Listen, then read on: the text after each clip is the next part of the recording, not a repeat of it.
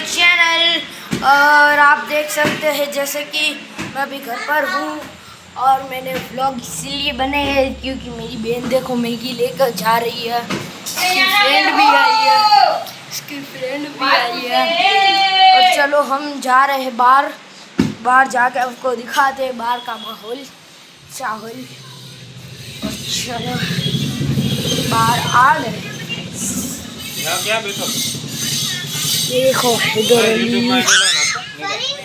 और चलो हम अंदर चलते। उसकी फ्रेंड का फोटा तो देखो लुच्ची जैसी है, लुच्ची है ना गाइस। अभी मैंने सन करूँ के उठा हूँ मैं पर जालिम किया जाता है गाइस।